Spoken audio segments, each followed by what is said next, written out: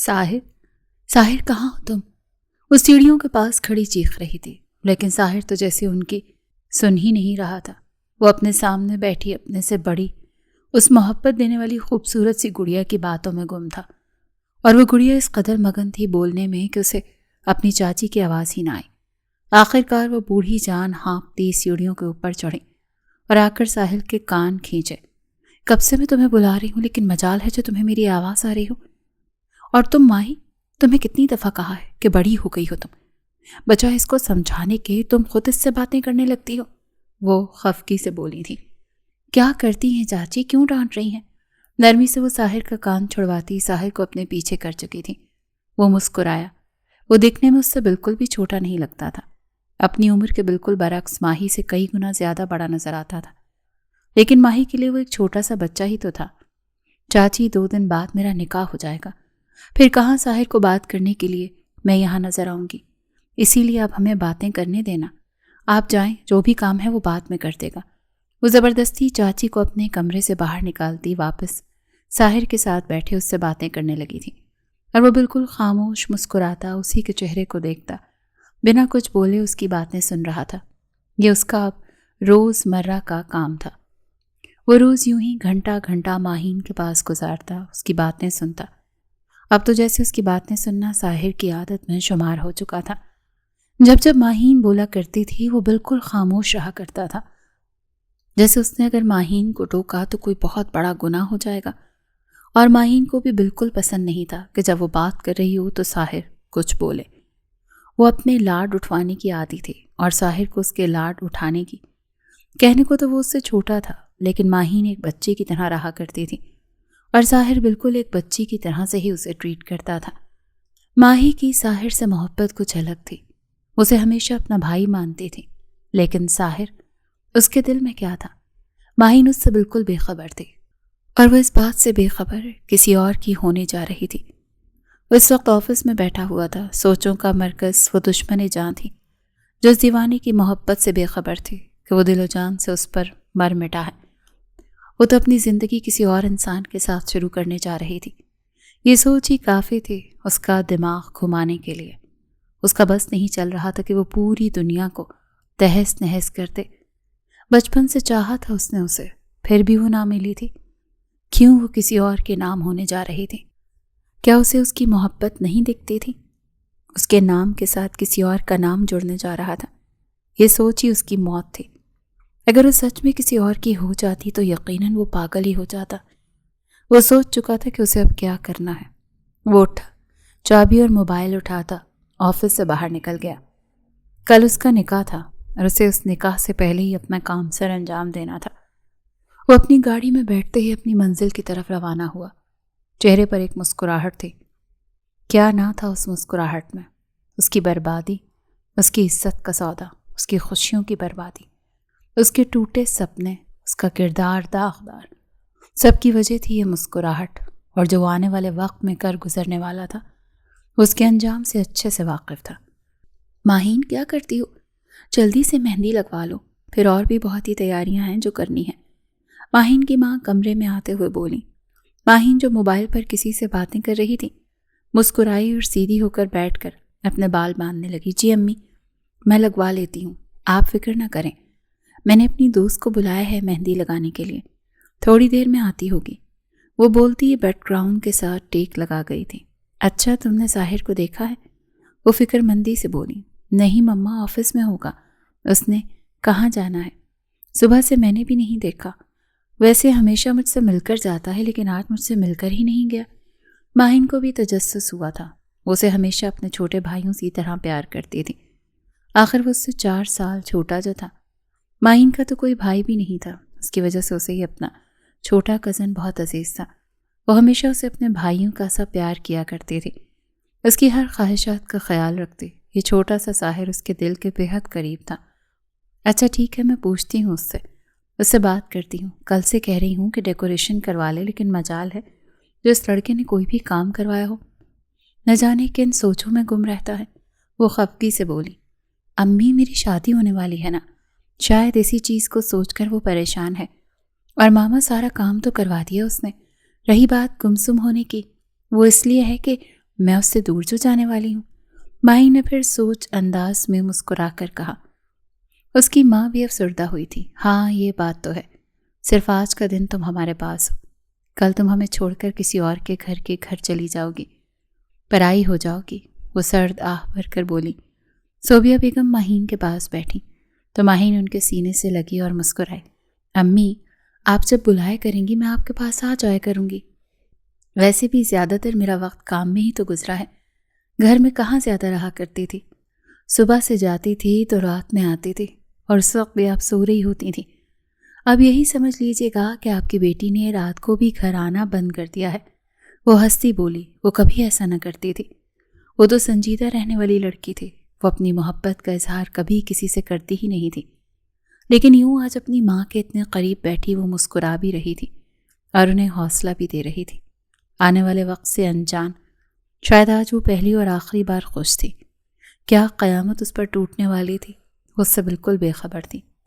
اچھا چلے مما، جلدی سے جائیں، جا کر چاچی سے بولیں کہ میری مہندی کا سوٹ مجھے لا دیں تاکہ میں ایک دفعہ پہن کر دیکھ لوں، کیونکہ آپ جانتی ہیں نا ٹائم ٹو ٹائم میرے ڈریسز کا بہت مسئلہ ہوتا ہے۔ وہ کھڑی ہوتی ہوئی بولی۔ وہ اپنی عمر سے کافی کم لگتی تھی، دبلی پتلی سی گوری رنگت والی، گھنے آبشار سے کالے بال، بڑی بڑی ہیزل براؤن آنکھیں۔ وہ اپنی عمر سے کہیں زیادہ چھوٹی نظر آتی تھی۔ اس چیز کا فائدہ اٹھا کر وہ ہمیشہ ہی اپنی شادی سے دور بھاگا کرتی تھی۔ اب جب اس کے باپ نے اسے فورس کیا تو وہ شادی کے لیے تیار ہو گئی تھی۔ ماہین اور جواد کی ارینج میرج تھی۔ ماہین نے اپنا سارا وقت صرف اپنا فیوچر بنانے میں اور اپنے کو خوشیاں دینے کے لیے ہی وقف کر دیا تھا۔ وہ نہیں جانتی تھی کہ جواد کیسا ہے، لیکن اسے اپنے ماں باپ کی پسند پر یقین تھا۔ وہ جانتی تھی کہ اس کے رب نے ضرور کچھ بہترین سوچا ہوگا، تبھی تو جواد اس کی زندگی میں تھا۔ وہ بہت پرسکون تھی۔ وہ مسکراتی واش روم میں بند ہوئی تو پیچھے اس کی ماں اس کے اچھے نصیبوں کی، اس کی خوشیوں کے لیے دعا کرتی ہوئی کمرے سے نکل گئی۔ وہ گھر میں داخل ہوا تو سامنے ہی شادی کی تیاریاں چل رہی تھیں۔ وہ مسکراتا ہوا اندر کی طرف بڑھا۔ سب لوگ اسے جانتے تھے، اسی لیے کسی نے بھی اسے روکا نہیں، اور وہ سیدھا اس انسان کے کمرے میں گیا جس سے وہ ملنے آیا تھا۔ السلام علیکم۔ وہ کمرے میں داخل ہوا اور تیز آواز میں سلام کیا۔ جواد جو کہ موبائل پہ جھکا ہوا تھا اس کی آواز سن کر اس کی طرف متوجہ ہوا اور مسکرا کر اٹھا، ارے ساحر، وعلیکم السلام، آؤ آؤ۔ وہ مسکرا کر اس کی طرف بڑھا اور اس کو اپنے سینے سے لگایا۔ ساحر مسکرایا۔ ساحر کی مسکراہٹ نہ جانے کیوں جواد تو پھیکی پھیکی سی لگی۔ پہلے وہ کبھی ایسے مسکراتا نہیں تھا، وہ تو کھلے دل سے مسکرانے والا لڑکا تھا جو اپنی شوخ عادتوں سے کسی کو بھی اپنی طرف مائل کر لیا کرتا تھا۔ اس کی پرسنالٹی کافی روبدار لگتی تھی، لیکن اس کا اخلاق اور اس کی پرسنالٹی سے بالکل میل نہیں کھاتا تھا۔ خاموش سنجیدہ دکھنے والا شخص جب بولتا تھا تو ہر کسی کے مسکراہٹ اور ہنسنے کی وجہ بن جاتا تھا۔ جس طریقے سے ماہین کو ساحر بہت عزیز تھا، ساحر اسی طریقے سے جواد کو بھی عزیز تھا۔ ایک تو جواد ساحر کا ٹیچر رہ چکا تھا اور دوسرا ماہین سے رشتہ جڑنے کی وجہ سے اسے کچھ خاص رکھتا تھا۔ ماہین کی ساحر کے لیے محبت اور بے لوث پیار کو دیکھ جواد سمجھ چکا تھا کہ ماہین کو اپنا ہی کزن بہت عزیز ہے، لیکن وہ جانتا تھا کہ ماہین اور اس کے درمیان بھائی بہن کے رشتے کے علاوہ کچھ زیادہ نہیں ہے، اسی لیے اس کے دماغ میں کبھی غلط خیالات آئے ہی نہیں تھے۔ تھوڑی دیر جواد کے ساتھ وقت گزارنے کے بعد ساحر جواد سے اجازت لیے وہاں سے چلا گیا۔ جواد کے لاکھ کہنے پر بھی وہ نہ رکا، نہ جانے کیوں اتنی جلدی واپس چلا گیا تھا۔ پہلے تو جب وہ آتا تو گھنٹوں گھنٹوں جواد کے ساتھ گزار دیتا تھا، لیکن آج جب وہ آیا تو وہ کچھ وقت اس کے ساتھ بیٹھ کر واپس چلا گیا تھا۔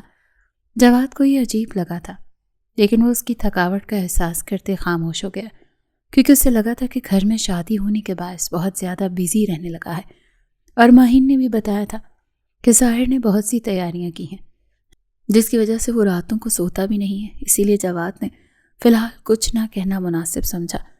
ساحر کمرے سے نکلا تو اس کے چہرے پر ایک فاتحانہ مسکراہٹ تھی۔ وہ آنکھوں پر گلاسز لگائے جس مغرور چال سے چلتا گھر میں داخل ہوا تھا، وہی مغرور شیر سی چال چلتا وہ وہاں سے نکلتا چلا گیا۔ وہاں موجود نہ جانے کتنی ہی لڑکیوں نے اس کی طرف نظر اٹھا کر دیکھا تھا اور چاہت کی تھی کہ انسان بس ایک نظر انہیں دیکھ لے اور وہ اس پر دل و جان سے مر مٹے، لیکن اس نے کسی کی بھی طرف ایک نظر نہ ڈالی۔ وہ گھر سے باہر نکلتا چلا گیا۔ ساحر کے جانے کے بعد جواد کو صوفے پر ایک USB رکھی نظر آئی۔ وہ اسے اٹھا کر کمرے سے باہر آیا، لیکن ساحر جا چکا تھا۔ جواد اس USB کو دیکھتا واپس اپنے کمرے میں بند ہو گیا تھا۔ رات میں دھوم دھام سے ماہین کی مہندی کی گئی، لیکن ماہین کچھ اداس اور ڈری ڈری سی تھی، کیونکہ جواد جو ایک پل بھی اس سے بات کیے بنا نہیں رہتا تھا، اسے ماہین کو ایک میسج تک کرنا مناسب نہ سمجھا۔ پہلے تو روز روز اس سے ویڈیو کال تصویروں کی خواہشات کیا کرتا تھا، اور آج جب اس کے لیے تیار ہو کر اس کے لیے سج دھج کر بیٹھی تھی، اس نے ایک دفعہ بھی ماہین سے نہ تصویر مانگی اور نہ ہی ویڈیو کال کے لیے کہا تھا۔ ماہین کو لگا کہ شاید وہ مصروف ہوگا جس طریقے سے وہ مصروف تھی، اسی لیے اس نے اس سے رابطہ نہیں کیا۔ رات دیر تک مہندی ہونے کے باعث وہ بہت تھک چکی تھی، اسی لیے اسے بیڈ پر لیٹتے ہی نیند آ گئی۔ وہ کافی پرسکون تھی کہ کل ساحل کے پاس ہی جانا ہے، وہ تو اس سے بدلہ لینے کا سوچ چکی تھی۔ اللہ اللہ کر کے نکاح کے دن آن پہنچا تھا۔ وہ تیار ہوئے سج دھج کر اسٹیج پر بیٹھی تھی۔ ان دو آنکھوں کا مرکوز وہ دشمن جاں ہی تھی۔ اسے وہ اپنے دل میں اترتی ہوئی محسوس ہو رہی تھی، لیکن وہ اپنے جذبات اس پر عیاں نہیں کر سکتا تھا۔ اچانک ہی بارات آنے کا شور گونجا، خوش دلی سے ان کا استقبال کیا گیا۔ دھوم دھام سے ناچتے گاتے وہ لوگ ہال میں داخل ہوئے۔ ساحر مسکرایا اور جواد کے سینے سے لگا، لیکن جواد نے پہلے کی طرح خوش دلی سے ساحر کو اپنے سینے سے بالکل نہ لگایا تھا۔ ساحر کو اس کا یہ رویہ بہت عجیب لگا کہ آخر جواد نے یہ حرکت کیوں کی ہے، کیونکہ وہ جانتا تھا کہ جواد کے لیے ساحر کی اہمیت رکھتا ہے۔ جتنی محبت اسے ماہین سے ملی تھی، جتنا ماہین اس کا کیا کرتی تھی، اتنی ہی محبت ماہین سے جڑنے والے اس انسان سے ساحر کو ہو چکی تھی۔ جواد کو لا کر اسٹیج پر بٹھایا گیا۔ اب دونوں کے درمیان صرف ایک باریک پردے کا ہی فاصلہ تھا، اور کچھ ہی پل میں وہ ایک دوسرے کے نام ہونے والے تھے۔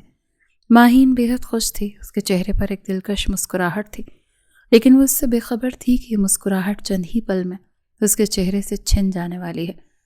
جو سپنے وہ سجائے بیٹھی ہے، جو خواہشات اس نے سوچ رکھی ہیں، وہ پل میں ہی چکنا چور ہو جائیں گی۔ جس باپ کی عزت کے لیے اس نے اس شادی کے لیے ہاں کی تھی، اس باپ کی عزت سامنے بیٹھا شخص روند کر جانے والا تھا۔ وہ بے خبر تھی ہر چیز سے، وہ پل پل ایک نیا سپنا بن رہی تھی۔ دل کی رفتار اس حد تک تیز تھی کہ مانو کہ دل پسلیوں کا جال توڑ کر باہر آ جائے گا۔ مولوی صاحب نکاح شروع کروائی، ماہین کے والد نے کہا تو جواد کے چہرے پر ایک شفاف مسکراہٹ آئی۔ میں آپ کی بیٹی سے نکاح نہیں کرنا چاہتا، جواد کے کہنے کی دیر تھی۔ ماہین کو ایسا لگا جیسے محاورتاً نہیں یقیناً اس کے سر پر چھت آن پڑی ہو، اس کے پاؤں کے نیچے سے زمین کھسک گئی ہو۔ ماہین کو اپنی آنکھوں کے سامنے تارے ناچتے ہوئے نظر آ رہے تھے۔ یہی حال ماہین کے باپ کا تھا۔ وہ تو ساکت کھڑے جواد کو دیکھ رہے تھے، جو چہرے پر ایک نرم مسکراہٹ لیے ماہین کو دیکھ کر اتنے شفاف جملے کہہ گیا تھا جیسے وہ عام بات ہو۔ کیا اسے اندازہ نہیں تھا کہ اس نے کیا کہا ہے؟ کیا اسے اندازہ نہ تھا کہ وہ ماہین کی عزت کو روند رہا ہے، اس کے باپ کی عزت کو روند رہا ہے، اس کے باپ کی کمائی سالوں کی عزت کو پامال کرنے پر تلا ہے؟ شفیق صاحب کرسی کا سہارا لے کر کھڑے تھے، صوبیہ بیگم اپنے شوہر کے ساتھ لگی کھڑی تھی۔ وہاں کھڑے کسی بھی فرد میں ہمت نہ تھی کہ وہ کچھ بول سکے۔ آخر کیا ہی بولتے؟ وہ لڑکے والے تھے، اگر ذرا سا بھی سخت جملہ ان کے منہ سے نکلتا ان کی بیٹی کی زندگی خراب ہو جاتی۔ شفیق صاحب تو اپنا سانس بند کیے یوں کھڑے تھے کہ وہ سانس ہی تب لیں گے جب جواد کہہ دے گا کہ یہ جھوٹ ہے، مذاق ہے۔ وہ ماہین کو بہانے کے لیے آیا ہے اور وہ بہا کر ہی لے کر جائے گا۔ ماہین تو خالی نظروں سے جواد کو دیکھ رہی تھی۔ ہر کسی کی نظروں کا مرکوز صرف وہ انسان تھا جو دولہا بنے چہرے پر ایک نرم مسکراہٹ سجائے ماہین کو دیکھ رہا تھا۔ جواد، کیا کہہ رہے ہیں آپ؟ یہ وقت مذاق کا نہیں۔ حیرت میں ڈوبی ماہین کی آواز ہال میں گونجی تھی۔ اس کی آواز میں درد، ڈر صاف نمایاں تھا۔ باپ کی عزت کھو جانے کا ڈر، اپنے سپنے ٹوٹ جانے کا ڈر، اپنی خواہشات ادھوری رہ جانے کا ڈر۔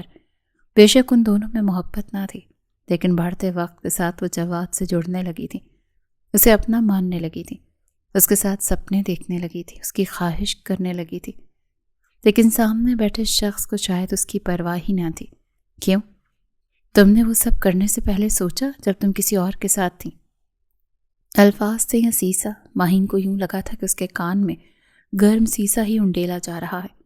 اس کا دل کیا وہ چیخے، وہ آنکھیں بند کر کے بار بار کھولتی، اس حقیقت کو سپنا سمجھی تھی۔ اس کو جھٹلا رہی تھی۔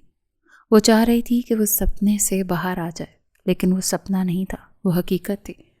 وہ جواد ہی تھا جو اس کے کردار پر انگلی اٹھا رہا تھا۔ کیا کہہ رہے ہیں آپ؟ وہ اپنے درمیان موجود باریک پردے کو نوچ کر زمین پر پھینکتی اس کی طرف بڑھی۔ کیا کہہ رہا ہوں میں؟ وہی جو تم نے سنا، جو لڑکی کسی اور کے ساتھ تعلقات بنا سکتی ہے، میں اس لڑکی سے ہرگز شادی نہیں کروں گا۔ وہ سفاکیت سے بولتا اس سے 2 قدم پیچھے ہوا تھا، گویا ماہین کوئی اچھوت چیز ہو اور اس کے چھونے سے وہ گندا ہو جائے گا۔ ماہین نے 2 قدم پیچھے لیے اور نفی میں سر ہلایا۔ آپ ایسا کیسے مجھ پر اتنا گھنونا الزام لگا سکتے ہیں؟ کیا آپ نے خود مجھے انسان کے ساتھ دیکھا ہے؟ وہ چیخی تھی۔ غصے کی زیادتی سے اس کا چہرہ آنکھیں سرخ پڑنے لگی تھیں۔ اچھا، تو مطلب تم چاہتی ہو کہ میں تمہیں خود اس انسان کے ساتھ دیکھوں اور پھر اس شادی کے لیے انکار کروں؟ اس کا مذاق اڑاتے ہوئے بولا۔ اگر آپ کو مجھ سے شادی کرنی ہی نہیں تھی تو یہ سب کچھ ڈرامہ کیوں کیا؟ بارات لے کر ہی کیوں آیا آپ ادھر؟ وہ نیم پاگل ہوتی دھاڑی تھی۔ آواز نیچی رکھو، یہاں آنے کا مقصد صرف یہ ہے تاکہ بدنامی برابر ہو۔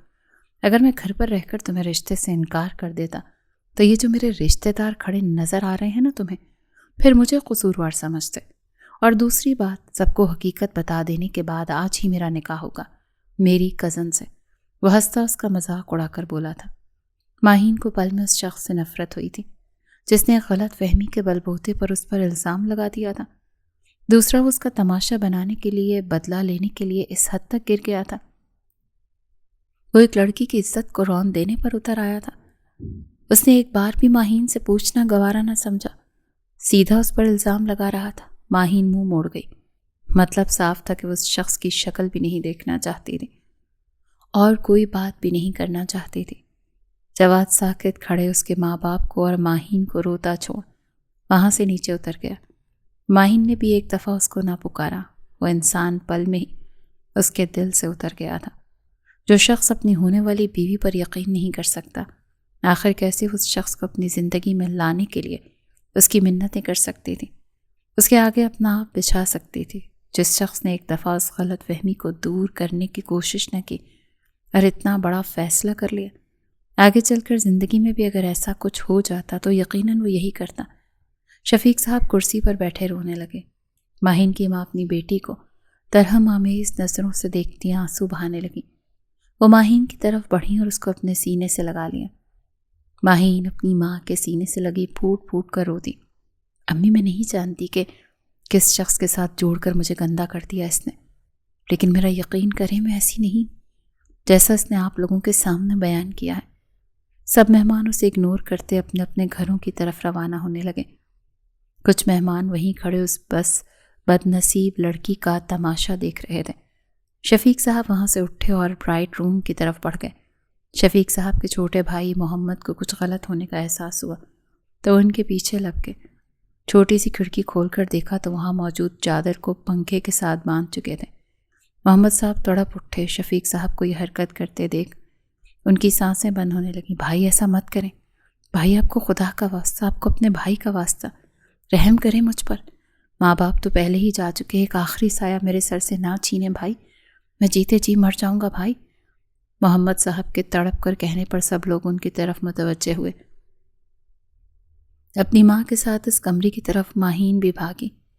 ساحر بھی اس کمرے کی طرف بھاگا، اپنے باپ کو اپنے پیچھے کرتے کھڑکی سے سامنے والا منظر دیکھ ساحر کو یوں لگا کہ اس کے پاؤں کے نیچے سے زمین کھسک گئی ہے۔ وہ خود کو زمین میں دھنستا ہوا محسوس کر رہا تھا۔ یہ تایا ساحر کو بے حد عزیز تھے۔ ایسے سارے لوگ اس کمرے کے باہر جمع ہو گئے۔ کچھ تو جا چکے تھے، گنے چنے ان کے گھر کے افراد بس سب وہاں تھے۔ اس سے پہلے کہ شفیق صاحب کچھ غلط کر بیٹھتے، ساحر کمرے کا دروازہ توڑتا کمرے میں داخل ہوا اور اپنے چاچا کو پکڑ لیا۔ چھوڑ دو ساحر، مجھے چھوڑ دو۔ وہ روتے ہوئے بولے، کیا آپ کو اپنی بیٹی پر یقین نہیں ہے بھائی، جو آپ یہ قدم اٹھا رہے ہیں؟ محمد صاحب اپنے بھائی کے قدموں میں بیٹھتے روتے ہوئے بولے، میں جانتا ہوں میری بیٹی ایسی نہیں ہے، لیکن جو وہ الزام اس پر لگا کر گیا ہے، جو داغ وہ اس پر لگا کر گیا ہے، اس کے بعد میری بیٹی یوں ہی میرے در پر بیٹھی رہ جائے گی اور اس کو پل پل مرتے میں نہیں دیکھ سکتا۔ وہ روتے ہوئے بولے تھے۔ دروازے پر کھڑی ماہین ان کی بات سن کر اپنا منہ جھکا گئی تھی۔ آخر کیا ہی وہ اپنے باپ کو تسلی دیتی، صحیح ہی تو کہہ رہے تھے۔ ایک بیٹی پر جھوٹا ہی صحیح اگر الزام لگ جائے تو وہ لڑکی ساری زندگی ماں باپ کے لیے بوجھ بن جاتی ہے۔ کیسی باتیں کرتے ہیں آپ بھائی، میں ہوں نا، میرا ظاہر کرے گا ماہین سے شادی۔ محمد صاحب کا کہنا تھا کہ ماہین کو یوں لگا کہ محاورتاً نہیں یقیناً اس کے پاؤں تلے سے زمین کھسک گئی، اس کا دل ڈوبنے لگا۔ وہ چیخی، نہیں نہیں بابا نہیں، چاچا آپ ایسا نہیں کر سکتے، ظاہر تو چھوٹا ہے مجھ سے، آپ ایسا نہ کریں، میں وعدہ کرتی ہوں میں آپ لوگوں پر بوجھ نہیں بنوں گی، میں اپنا آپ سنبھال لوں گی، میں واپس کبھی آپ لوگوں کو شادی کا بھی نہیں کہوں گی، اور میں آپ سے بہت دور چلی جاؤں گی، لیکن ایسا ظلم نہ کریں مجھ پر، وہ مجھ سے چھوٹا ہے، میں اس کی زندگی خراب نہیں کر سکتی، میں اس کا اپنا بھائی مانتی ہوں، میں ایسے روز مروں گی ظاہر سے شادی کر کے۔ وہ منت کرتی بولی تھی۔ ظاہر کی ماں صوبیہ بیگم کو سنبھالے اپنے سینے سے لگائے کھڑی رو رہی تھی۔ محمد صاحب کی بات سے انہیں بھی کوئی اعتراض نہیں تھا۔ مشکل وقت میں شفیق صاحب نے انہیں سنبھالا تھا، آخر اب مشکل وقت میں وہ کیسے پیچھے ہٹ سکتی تھی، اسی لیے وہ کچھ نہ بولی۔ ظاہر تو بالکل ساکت کھڑا بے یقینی نظروں سے اپنے باپ کو دیکھ رہا تھا۔ کیا اس کی خواہش اتنی جلدی پوری ہونے والی تھی؟ کل وہ USB جواد کے کمرے میں چھوڑ آیا تھا، جس میں ماہین اور اس کے آفس کولیگ کی تصویریں اس طریقے سے لی گئی تھیں جیسے ان کے درمیان کوئی گہرا تعلق ہو۔ جواد نے اس USB کا ذکر ہی نہیں کیا، لیکن ظاہر کو امید نہ تھی کہ اتنی جلدی اس کی خواہش پوری ہو جائے گی۔ وہ روتی تڑپتی اپنے باپ کے قدموں میں بیٹھی اسے منع کر رہی تھی، لیکن اس کا باپ گہری سوچوں میں گم تھا۔ بیٹا، اگر تم چاہتی ہو کہ تمہارے باپ کا یہ سر اٹھا رہے تو تم کر لو ظاہر سے شادی، ورنہ اس باپ کا مرا منہ دیکھو گی۔ شفیق صاحب کی بات تھی یا پگھلا ہوا سیسا؟ ماہین کو اپنے کان سن ہوتے محسوس ہوئے۔ وہ اٹھی اور نفی میں سر ہلاتی وہاں سے بھاگتی چلی گئی۔ روڈ پر موجود لوگ اس پاگل لڑکی کو دیکھ رہے تھے جو دلہن بنی سڑکوں پر بھاگتی نہ جانے کہاں جا رہی تھی۔ وہ رو رہی تھی اپنی بے بسی پر، اپنی بدقسمتی پر کہ جس کے لیے وہ تیار ہوئی تھی وہ شخص اسے یوں چھوڑ گیا جس کی اس نے خواہش کی تھی۔ وہی اس کی خواہشات کو رون گیا، اس کے سپنے توڑ گیا۔ سب لوگوں کی نظروں کا مرکز وہی ایک نیم پاگل ہوتی دلہن تھی جو سڑکوں پر گرتی پڑتی بھاگتی اپنے گھر کی طرف جا رہی تھی۔ ظاہر ساکت کھڑا بس ماہین کا چہرہ دیکھ رہا تھا۔ ماہین کو باہر بھاگتے دیکھ اس کے پیچھے ہی بھاگا تھا۔ اسے پتا تھا کہ یہ بات اتنی بڑھ جائے گی تو وہ ماہین کو چاہتا تھا، اس سے محبت کرتا تھا، اسے اپنی دسترس میں لینا چاہتا تھا، لیکن ماہین کا یوں چلے جانا ظاہر کو پریشان کر گیا تھا۔ وہ پاگل ہوتا بنا گاڑی کے اس کے پیچھے بھاگا تھا۔ وہ لوگوں سے پوچھتا، اس کے پیچھے بھاگتا کوئی دیوانہ ہی لگ رہا تھا۔ ظاہر کو لگ رہا تھا کہ اگر ایک پل اور ماہی اس کے سامنے نہ آئی تو وہ مر جائے گا۔ وہ اپنا سینہ مسلتا، سانس بحال کرنے کی کوشش کرتا، پھولے ہوئے سانس کے ساتھ اس راستے پر بھاگ رہا تھا جس راستے پر ماہین بھاگی تھی۔ ظاہر کی سانس میں سانس تب آیا جب وہ ماہین کا پوچھتے پوچھتے اپنے گھر ہی تک آ گیا تھا۔ وہ جانتا تھا ماہین کھلے خیالات کی لڑکی ہے، وہ کبھی خودکشی جیسا قدم نہیں اٹھائے گی۔ وہ گھر میں داخل ہوا اور ڈرائنگ ہال میں بیٹھے ان کی آنکھیں موند گیا۔ ماہین کے کمرے سے مسلسل چیزیں ٹوٹنے کی آوازیں آ رہی تھیں۔ وہ چیخ رہی تھی، رو رہی تھی۔ ظاہر چاہتا تھا وہ اپنے اندر کا غبار آج ہی نکال دیں تاکہ آنے والے وقت میں اسے فیصلہ کرنے کے لیے آسانی ہو۔ تھوڑی دیر میں گھر کے سب بزرگ گھر میں داخل ہو گئے۔ شفیق صاحب کی تو حالت کچھ خراب تھی۔ ظاہر نے ڈاکٹر کو بلایا اور تھوڑی دیر میں ڈاکٹروں نے چیک کر کے جا چکا تھا۔ ڈاکٹر نے خاص تلقین کی تھی کہ انہیں کسی بھی قسم کی پریشانی نہ دی جائے۔ ظاہر ان کے پاس بیٹھ گیا تھا۔ آپ فکر نہیں کریں تایا، میں ماہین سے شادی کروں گا، اگر نہیں مانتی تب بھی ایک دفعہ میں خود ماہین سے بات کروں گا، میں امید کرتا ہوں کہ وہ مان جائے گی۔ ظاہر تسلی دیتا بولا۔ پہلے تو شفیق صاحب کو پریشانی ہوئی تھی کہ اگر ظاہر نہ مانا تو ان کی بیٹی کی زندگی خراب ہو جائے گی، لیکن ظاہر کو راضی دیکھ کر وہ کافی حد تک پرسکون تھے۔ ظاہر صبح ماہین سے بات کرنے کا سوچ اپنے کمرے میں چلا گیا۔ رات کافی ہو چکی تھی۔ وہ اپنے کمرے میں گیا اور سگریٹ پھونکنے لگا۔ ظاہر کو اب رہ کر جواد پر غصہ آ رہا تھا۔ آخر ایسے کیسے وہ اس پر اتنے سنگین الزامات لگا سکتا تھا؟ بے شک یہ ظاہر کا کیا دھرا تھا، لیکن اس نے ایک بار بھی ماہین سے پوچھنا مناسب نہ سمجھا تھا۔ وہ کچھ سوچتا، اٹھا اور لیپ ٹاپ اٹھا کر ایک جی میل کرتا۔ اب کافی پرسکون تھا۔ وہ جانتا تھا کہ یہ خبر مقابل کو اس کی اوقات دکھانے کے لیے کافی ہے۔ وہ کمرے میں داخل ہوا تو وہ سامنے دلہن بنی بیٹھی تھی۔ وہ بہت خوش تھا کہ وہ ماہین سے دور ہو چکا ہے۔ ایک پل کو اسے افسوس ہوا تھا کل جب اس نے وہ تصاویر دیکھی۔ پہلے تو وہ USB ہی نہ دیکھنے والا تھا، لیکن پھر ساحر اور اس کے درمیان کچھ چھپا نہ تھا۔ یہ سوچ کر اس نے وہ USB دیکھی۔ اس میں موجود تصاویر کو دیکھ وہ بڑا کٹھا تھا۔ ساحر سے پوچھا تو ساحر صاف کہہ گیا کہ وہ تو کوئی USB لے کر نہیں آیا تھا، اور اس وقت جواد کے ذہن میں سوائے ماہین کے دھوکے کے کچھ اور نہیں چل رہا تھا۔ سوچنے سمجھنے کی صلاحیت ہی ختم ہو گئی تھی۔ اسے بس ماہین قصوروار لگ رہی تھی۔ جواد اپنے خیالات چٹکتا بیڈ کی طرف بڑھا ہی تھا کہ اسے ایک جی میل ریسیو ہوا۔ جواد بنا وقت ضائع کیے اپنے لیپ ٹاپ کی طرف بڑھا۔ جواد کے لیے اس کا کام اس کی فرسٹ ڈیوٹی تھا، اسی لیے وہ میل چیک کرنے کے لیے لیپ ٹاپ پر تھام چکا تھا۔ لیکن میل دیکھ جواد کی حالت غیر ہوئی تھی۔ کیا؟ نہیں، وہ چیخا تھا۔ اس کی چیخ سن کر اس کی کزن منشا نے اس کی طرف بڑھی۔ جواد کیا ہوا؟ اس کی ڈری سہمی فکر مند آواز سن جواد نے اس کی طرف دیکھا۔ جواد نے اسے اپنے سینے سے لگایا اور خود کو پرسکون کرنے لگا۔ وہ ایک غلطی کر چکا تھا، وہ آنے والی زندگی میں ایک اور غلطی نہیں کر سکتا تھا، اسی لیے وہ بات یہیں ختم کر کے ایک نئی زندگی شروع کرنے کا سوچ چکا تھا۔ لیکن وہ جانتا تھا کہ ماہین جیسی لڑکی کھو کر وہ ساری زندگی پچھتائے گا۔ ساحر صبح اٹھتے ہی ماہین کے کمرے میں گیا تھا۔ وہ ساری تیاری کر چکا تھا۔ وہ جانتا تھا وہ ماہین کو منا لے گا۔ وہ کمرے میں گیا تھا۔ اس کی بکھری حالت دیکھ ساحر کو تکلیف ہوئی تھی۔ وہ لب بھینچ کر اس کی طرف بڑھا۔ ماہین، چلیں، ہمارا نکاح ہے آج۔ ماہین کو کچھ سمجھ نہیں آ رہا تھا کہ وہ کرے تو کیا کرے۔ وہ خود سے 4 سال چھوٹے لڑکے سے شادی کیسے کر سکتی تھی؟ اس کی آنکھیں رو رو کر سوج چکی تھیں، جبکہ کل رات کا منظر اس کی آنکھوں کے سامنے تھا، اور ایک مرتبہ پھر سے مرچیں بھرنے کو کافی تھا۔ ساری رات وہ ایک پل کو نہ سوئی تھی۔ ایسی صورتحال میں بھلا اسے نیند آتی بھی کیسے؟ صبح اسے کسی پہر اس کی آنکھ لگی تھی۔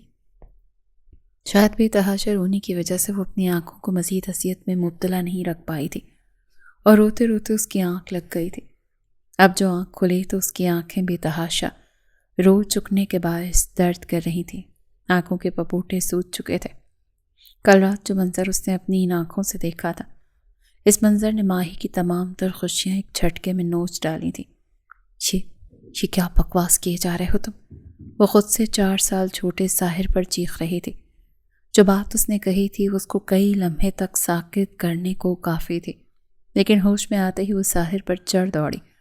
اس نے الٹے ہاتھ کا زوردار تھپڑ سامنے کھڑے مضبوط اعصاب کے مالک ساحر خان کے منہ پر دے مارا، جبکہ وہ نہایت ہی ضبط سے دونوں ہاتھوں کو پشت پر باندھے سر جھکائے احتراماً کھڑا تھا۔ جو کچھ وہ کہہ چکا تھا اس کے بعد اس کا اتنا شدید رد عمل بالکل متوقع تھا، اور وہ اس سب کی تیاری کر کے آیا تھا۔ وہ کہنے کو تو ماہی سے 4 سال چھوٹا تھا، لیکن دکھنے میں وہ ایک مضبوط توانا وجود کا مالک تھا۔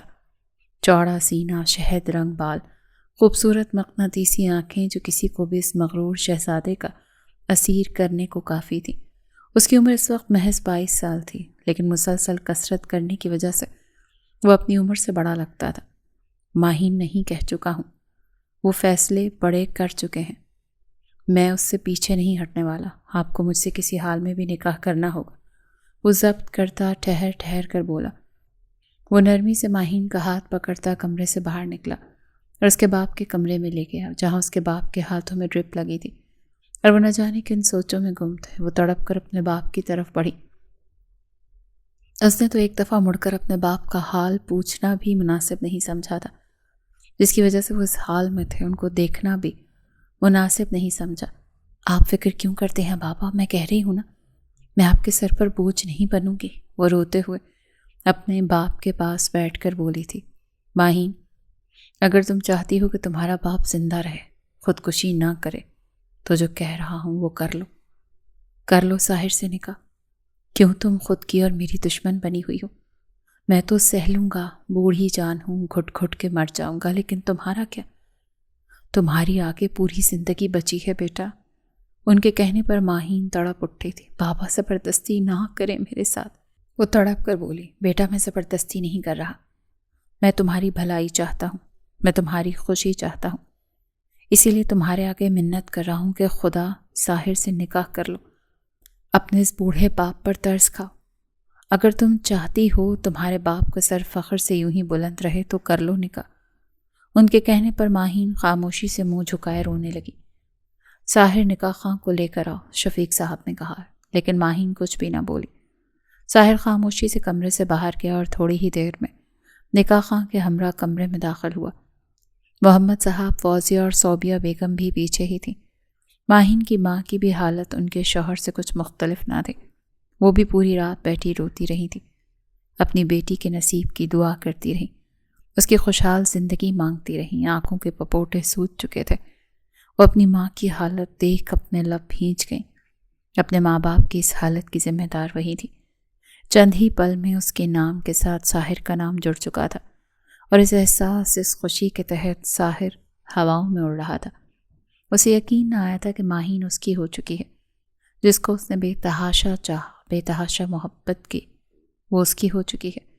حالانکہ اس نے جو کیا تھا وہ تو غلط تھا، لیکن وہ محبت میں سب کچھ کر گزرنے کو تیار تھا۔ جو اس کے دل میں آیا اس نے کیا۔ ماہین کو پانے کے لیے جو وہ کر سکتا تھا اس نے وہ سب کچھ کر دیا۔ نہ اس نے کوئی لحاظ رکھا تھا اور نہ ہی کوئی حدود۔ وہ ماہین کو پانا چاہتا تھا اور ساحر نے اس کو پا لیا تھا۔ وہ بس اپنے باپ کے پاس بیٹھی ان سے ہی باتیں کرتی رہی۔ سادگی سے ان دونوں کا نکاح کر دیا گیا۔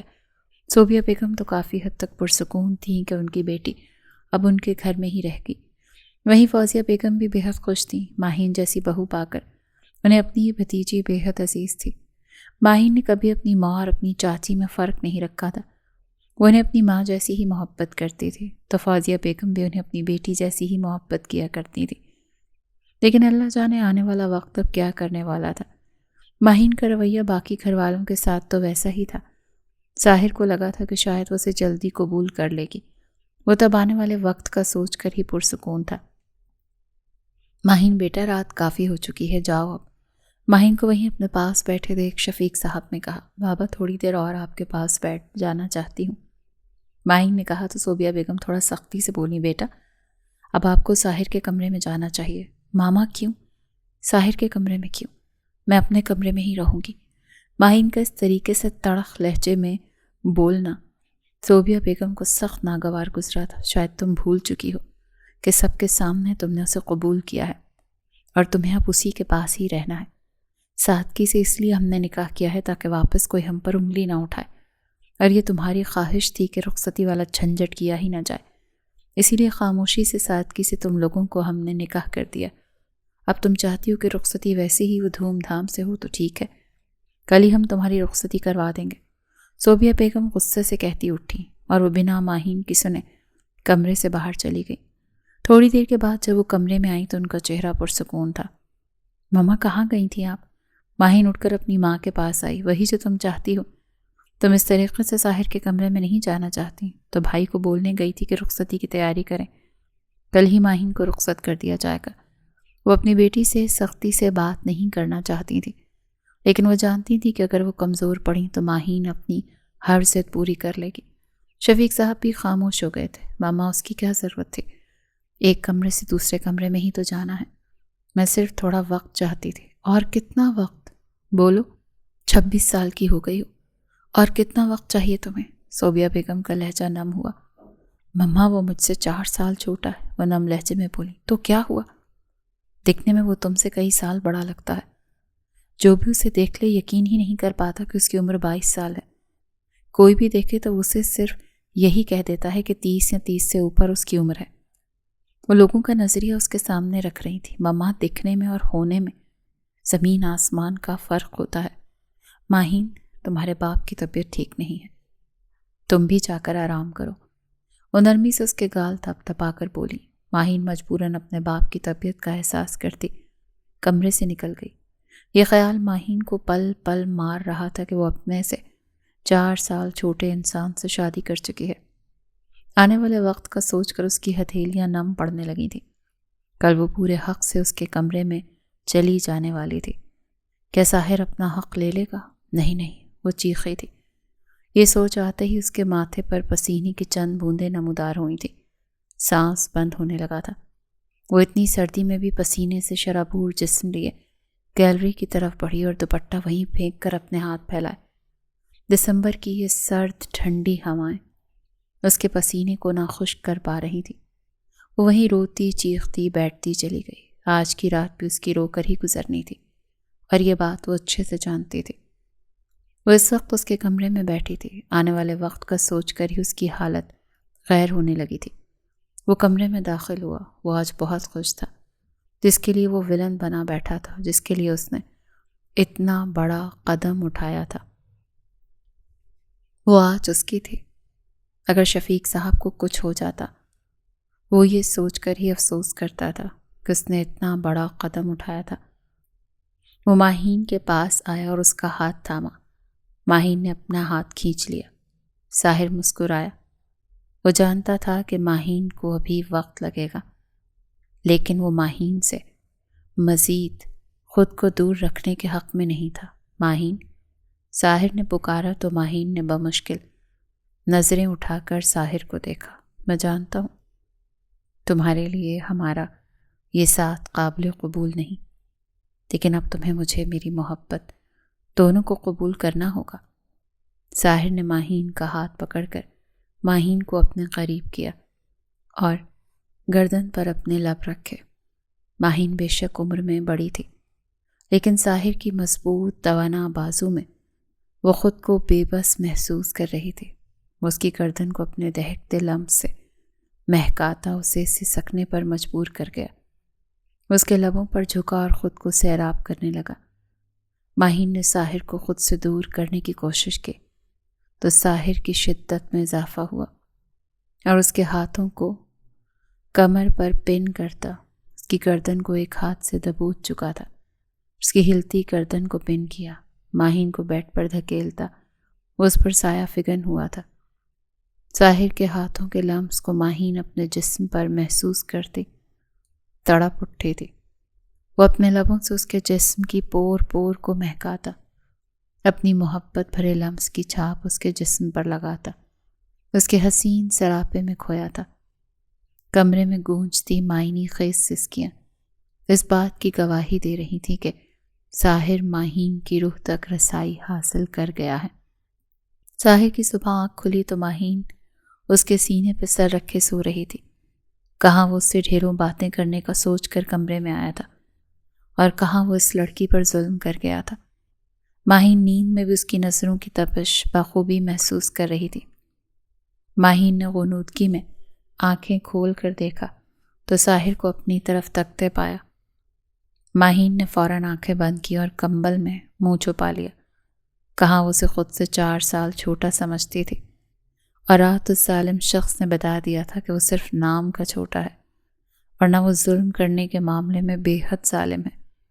ماہین کی اس حرکت پر ساحر کا کمرے میں گونجنے والا قہقہا بے ساختہ تھا۔ تمہیں شرم نہیں آئی بے شرم بدتمیز انسان؟ یہ گھٹیا حرکت کرتے ہوئے وہ کمبل کے اندر ہی دھاڑی تھی۔ نہیں، بالکل بھی نہیں، کیونکہ میں نے تو اپنا حق لیا ہے۔ اور دوسری بات، یہ آپ کمبل سے منہ تو باہر نکالیں، ہم نے اپنی نئی نویلی دلہن کا دیدار کرنا ہے۔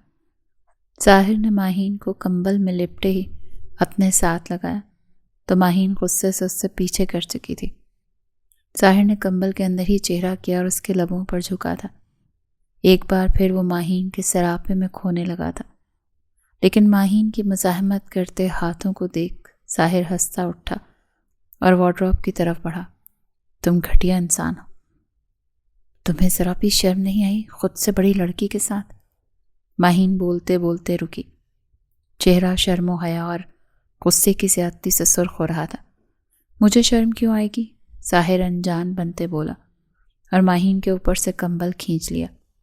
ماہین کو دیکھ کر ایک بار وہ پھر بے قابو ہوتا ماہین کے حواس ٹھکانے لگانے پر تلا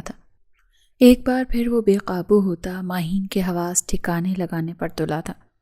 ماہین کی زبان تو جیسے اب تالو سے چپک گئی تھی۔ ساحر اس کی حالت کو مد نظر رکھتے ہوئے اٹھا اور ہنستا ہوا واش روم کی طرف بڑھا۔ تم سمجھتے کیا ہو خود کو، گھٹیا انسان؟ وہ چیخی تھی۔ محترمہ، آپ کا شوہر، وہ ادب سے سر جھکا کر بولا۔ ماہین کے دل کو کچھ ہوا۔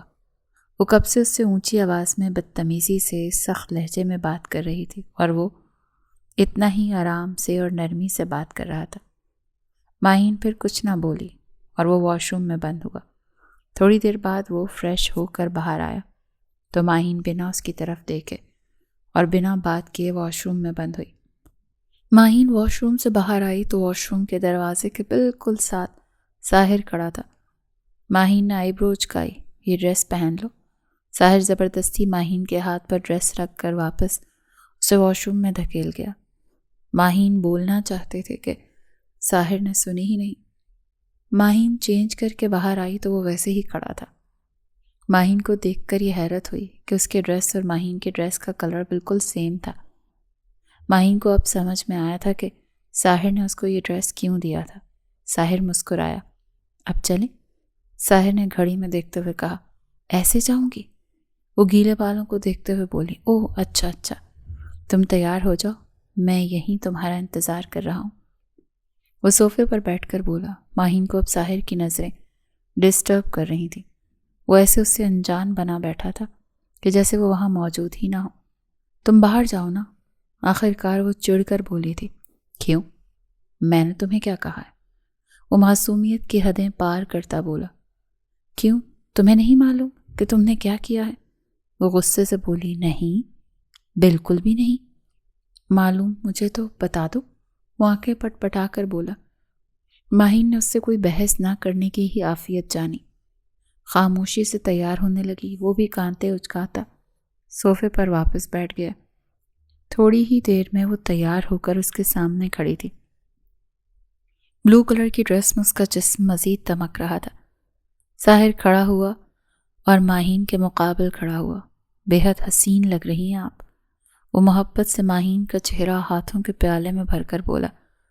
ماہین نے نظریں جھکائی تو ساحر نے ماہین کے یوں نظریں جھکانے پر ماہین کی پیشانی پر بوسہ دیا اور اسے اپنے ساتھ لیے کمرے سے باہر نکلا۔ اس کے ساتھ سیڑھیوں سے نیچے آئے۔ ان دونوں کو یوں ساتھ دیکھ سب گھر والوں نے ماشاء اللہ کہا تھا۔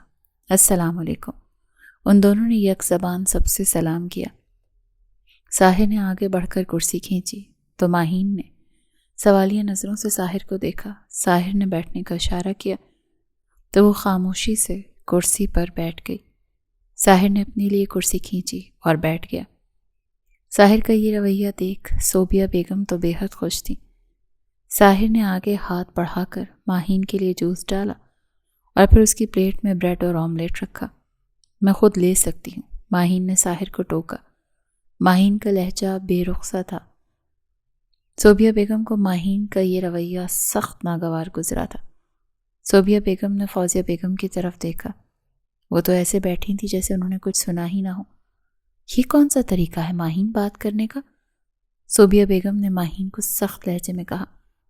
میں نے ان سے ہرگز نہیں کہا ماما کہ میرے لیے ناشتہ پلیٹ میں نکالیں یا میرے لیے جوس ڈالیں۔ آپ کو پتہ ہے نا کہ میں ناشتہ خود کرتی ہوں اور اپنا ناشتہ خود ہی ڈالتی ہوں، تو پھر یہ سب کچھ کیوں؟ ماہین کا لہجہ نہ بدلا۔ ساحر نے صوبیہ بیگم کو خاموش رہنے کا اشارہ کیا اور خاموشی سے ناشتہ کرنے لگا۔ اپنا خیال رکھنا۔ ساحر نے نرمی سے ماہین کی پیشانی پر بوسہ دیا تو ماہین نے شرم سے آنکھیں جھکائیں۔ میں روز ہی اپنا خیال رکھتی ہوں اور آنے والے وقت میں بھی رکھ سکتی ہوں، اور یہ کچھ حرکتیں کر کے آپ ثابت کیا کرنا چاہتے ہیں؟ وہ ایک بار پھر غصے سے بولی۔ ماہین، یہ کون سا طریقہ ہے؟ پہلے بھی میں نے ٹوکا ہے تمہیں کہ اس طریقے سے شوہر سے بات نہیں کیا کرتے۔ وہ غصے سے بولی۔ ماما، یہ زبردستی کے شوہر ہے۔ ماہین اپنی ماں سے بدتمیزی کرنے پر تلی تھی۔ کیا کرتی ہو صوبیہ؟ وہ ان دونوں کا معاملہ ہے، وہ دونوں دیکھ لیں گے، تم کیوں ان دونوں کے بیچ میں بولتی ہو؟ صوبیہ بیگم کو بولتے دیکھ فوزیہ بیگم نے غصے سے کہا تھا۔ صوبیہ بیگم کا تو حیرت سے منہ کھلا کا کھلا رہ گیا تھا۔ آخر وہ کیسی ساس تھی؟ اپنی بہو کو بدتمیزی کرتے دیکھ ایسے آرام سے بیٹھی تھی۔ ماہین کو بھی اب ساحر پر غصہ آ رہا تھا کہ آخر وہ کچھ بول کیوں نہیں رہا۔ وہ کب سے بے رخے لہجے میں اس سے بات کر رہی تھی، لیکن وہ اتنی ہی نرمی اور محبت سے پیش آ رہا تھا۔ صحیح کہہ رہی ہیں ماما، میں خود دیکھ لوں گا تائی۔ وہ مسکرا کر کہتا ایک محبت بھری نظر ماہین پر ڈال کر گھر سے نکل گیا تھا۔ ماہین کو بھی اب اپنے رویے پر شرمندگی ہو رہی تھی۔ وہ کیسے بے رخے لہجے میں غصے سے اس سے باتیں کر رہی تھی، لیکن وہ اتنی ہی نرمی سے، محبت سے اس سے پیش آ رہا تھا۔ ماہی ناشتہ کرنے کے بعد میرے کمرے میں آنا، صوبیہ بیگم کہتی ناشتے کی ٹیبل سے اٹھیں اور اپنے کمرے میں چلی گئی۔ پیچھے شفیق صاحب نے ایک سرد آہ بھری، ناشتہ کرو ناشتہ کرو۔ فوزیہ بیگم نے ایک آنکھ بند کر کے ماہین سے کہا۔ ماہین تو مسکرا بھی نہ سکی۔ اس نے کتنی بدتمیزی کی تھی ساحر سے، لیکن اس کی چاچی نے اسے کچھ بھی نہیں کہا تھا، وہ الٹا اس سے نرمی سے پیش آ رہی تھی۔ وہ ناشتہ کرنے کے بعد سیدھا اپنی ماں کے کمرے میں گئی تھی۔ جی ماما، وہ منہ جھکا کر بولی تو صوبیہ بیگم نے ایک سخت نظر اپنی اس لاڈلی بیٹی پر ڈالی جو انہیں بہت عزیز تھی۔ ماہین، تم کیا چاہ رہی ہو بتا دو، اگر تم ہمیں مارنا چاہتی ہو تو بتا دو، ہم خود ہی مر جاتے ہیں۔ وہ ماہین سے سخت ناراض نظر آ رہی تھی، ان کے لہجے میں بے بسی تھی۔ نہیں ماما، ایسی کوئی بات نہیں ہے، وہ تڑپ کر بولی۔ اگر ایسی بات نہیں ہے تو تم ساحر سے کس لہجے میں بات کرتی ہو؟ یہ جانتے بوجھتے کہ ساحر نے تمہارے بابا کی جان بچانے کے لیے تم سے شادی کی۔ اگر ساحر نہ ہوتا، اس نے تم سے نکاح کیا ہوتا، تو یاد رکھو کہ تمہارے بابا اس دنیا سے رخصت ہو چکے ہوتے۔ وہ غصے سے بولی تھی۔ ماما، میں کوشش کر رہی ہوں نا کہ اس کے ساتھ نرمی سے پیش آؤں، لیکن کہاں مجھے یہ بات گوارا ہے کہ میرا شوہر مجھ سے 4 سال چھوٹا ہے۔ وہ بولی تو اس کے لہجے میں عصیت صاف نمایاں تھی۔ بیٹا، ہمارے نبی پاک نے فرمایا ہے کہ سب سے بہترین نکاح وہ ہے جس میں عورت مرد سے بڑی ہو۔ کیا حضرت خدیجہ ہمارے نبی پاک سے بڑی نہیں تھی؟ وہ بھی تو ان کے ساتھ رہے، انہیں بے پناہ محبت کی، اور آج لوگ مثالیں دیتے ہیں حضرت خدیجہ رضی اللہ تعالیٰ عنہا اور حضرت محمد صلی اللہ علیہ وآلہ وسلم کی۔ وہ نم لہجے میں بولی۔ ماہین خاموش رہی اور اپنی ماں کی باتیں سنتی رہی۔ ماما، میں اب آپ سے وعدہ کرتی ہوں، میں ساحر سے بدتمیزی سے بات نہیں کروں گی، نرمی سے پیش آؤں گی۔ وہ اپنی ماں کی منت کرتی ہوئی بولی تھی، جو کہ اس سے خفا تھی۔ پہلے تو وہ اسے سمجھاتی رہیں، پھر اپنی ناراضگی ماہین پر ظاہر کر گئی تھی۔ ٹھیک ہے، خیال رکھنا کہ تم اس سے بدتمیزی نہ کرو، صوبیہ بیگم نے مسکرا کر کہا اور ماہین کو اپنے سینے سے لگایا۔ ماہین اس دن کے بعد سے ساحر سے بدتمیزی سے بات نہیں کر رہی تھی، لیکن صرف بڑوں کے سامنے، ورنہ کمرے میں تو وہ ہر لحاظ بھول جایا کرتی تھی، اور وہاں بھی ساحر بالکل خاموشی سے اس کی بات سنا کرتا تھا، اس کے آگے کچھ بھی نہیں بولا کرتا تھا۔ 1 ہفتہ ہو گیا تھا ساحر اور ماہین کی شادی کو۔ اس 1 ہفتے میں ساحر کی محبت دیکھنے لائق تھی۔ ماہین چند دنوں میں ہی ساحر کی اسیر ہو گئی تھی۔ وہ اپنی زندگی میں ہونے والے بھیانک واقعے کو بھولتی جا رہی تھی۔ پہلے تو ماہین ساحر سے سخت لہجے میں بات کیا کرتی تھی، لیکن ساحر کا محبت بھرا لہجہ دیکھ وہ ساحر سے نرمی سے بات کرنے لگی تھی۔ سارا دن ماہین کا ہوتا تھا اور رات ساحر کی۔ جس طرح سارا دن ساحر خاموشی سے اس کی سنتا تھا، ویسے ہی خاموشی سے ماہین پوری رات اس کی گستاخیوں اور منمانیوں کو برداشت کرتی تھی۔ ماہین ایک نئی خوشگوار زندگی کی طرف اپنا قدم بڑھا چکی تھی، اور اس کی زندگی میں اس خوشگوار تبدیلی کی وجہ بھی وہی انسان تھا جس نے اسے اذیت دی، تکلیف دی تھی۔ ماہین کو تو کبھی معلوم ہی نہ ہو پایا تھا کہ اس کو اذیت دینے والا شخص بھی وہی ہے جو اس کو بے لوث محبت دے رہا ہے، اہمیت دے رہا ہے۔